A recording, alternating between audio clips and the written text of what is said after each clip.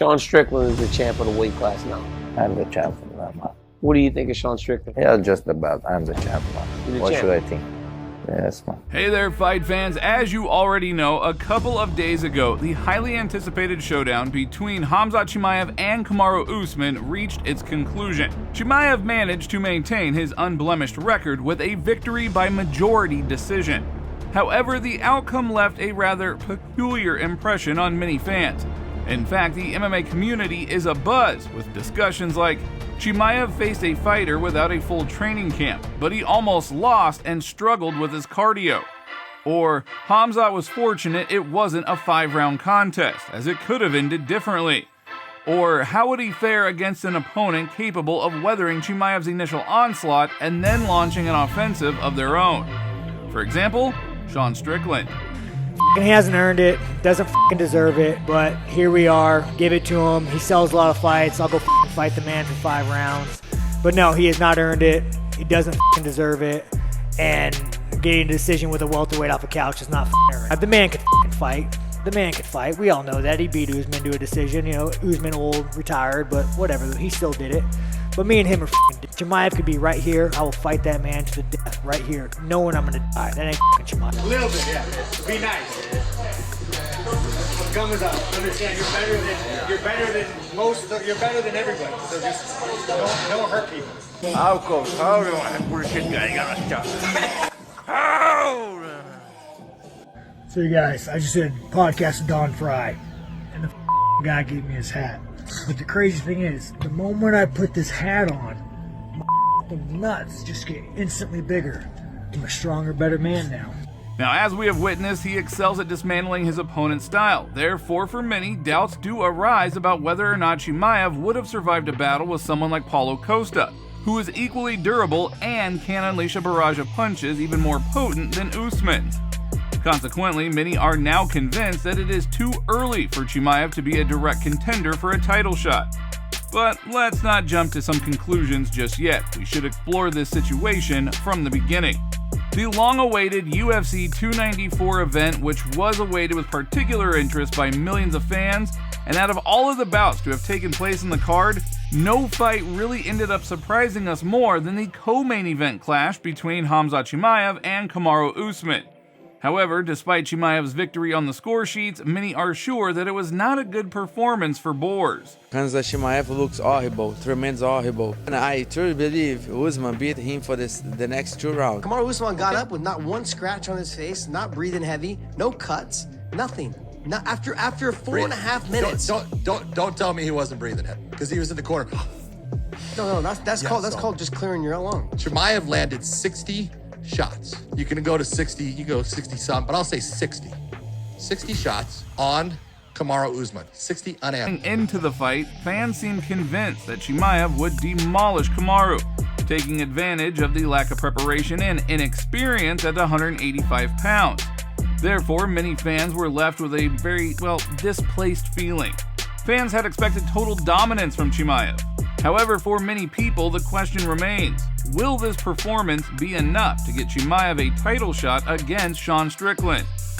Well, it isn't too early to give Boer such an opportunity, right? He has 2 fights in his career with opponents from the top 5, and in both he took some serious damage and experienced a lot of problems.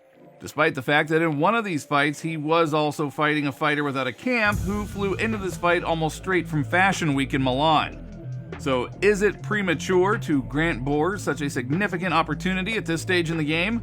The real concern is what would happen in a 5-round contest. Even with a full training camp, Chimaev did appear to struggle with his cardio, falling behind by almost a round and a half. So how would he fare against an adversary who could weather Chimaev's initial onslaught and then launch their own?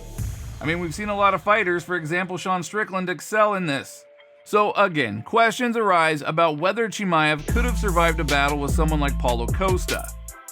Or, again, Sean Strickland. Now the path to the title shot for Chimaev may require further evaluation and preparation. Of course, it is obvious that Khamzat has many areas to improve, and Boers and his coaches definitely have some work to do in the coming months, but he could defeat Costa. I don't think it's too early for him to contend for the title. It's just that really everyone forgot that this is Kamaru Usman. This is a long-time world UFC champion a guy who was catching up with the great Georges St. Pierre before losing his title. Now, we all know that Chimaev is a quick starter, but even by his standards, the ease at which he managed to get someone like Usman down to the mat was kinda shocking. Khamzat gets a lot of credit for his top game, his ground and pound, and his submissions, but the sheer speed of his takedowns is the glue that binds it all together. Khamzat is so ferocious and so determined in the opening 5 minutes that surviving this onslaught has proven to be damn near impossible for 90% of the fighters that he has faced. Oh, no. But to grab them in like a body lock and lift DC off his feet, that's a strong body. I go here, okay. You go there. The energy that he brings into the octagon is something you can't help but feel. I'm the king here. I will stay a long time. I'm gonna come for everybody. I kill everybody. You believe me now? He's still young, not very experienced, and yet he carries so much responsibility upon his shoulders. All of Chechnya is watching him. It's his homeland, where he was born. Even the president of the country, Ramzan Kadyrov, watches him. And look at how he's welcomed into Chechnya after defeating Usman. He's a national hero. And if he loses, well, to put it mildly, it wouldn't be very good, right? He simply cannot afford to lose. That is why when he steps into the fight, he comes out to kill. He comes out only to win. Chimaev suggested that after the fight that he broke his right hand in the first round. I think I broke my hand, man. This is not yet confirmed, more information to come, but this is how Khamzat justifies the fact that he couldn't fight in the second and third rounds. With every second that passed, it looked like Usman was growing in confidence. Khamzat seemed to have lost a lot of his explosive energy, and although he did finally score a takedown at the end of the round, it was largely an even contest, where all of a sudden Kamaru, well, he didn't look as lost. The final round was easily the best round of the fight for Usman and the best one for the fans. And at this point, he was clearly confident enough to step on the gas. Chimaev, well, he didn't look totally exhausted, but he was definitely fatigued. They traded shots here and there, but nothing too impactful landing. Boris finally found a beautiful takedown in the middle of the round, proving that he was very capable of using his explosiveness even when he was gassing. But Usman eventually powered his way back to his feet, and these two warriors threw down for the final 20 seconds to leave an otherwise tense matchup with an electric conclusion.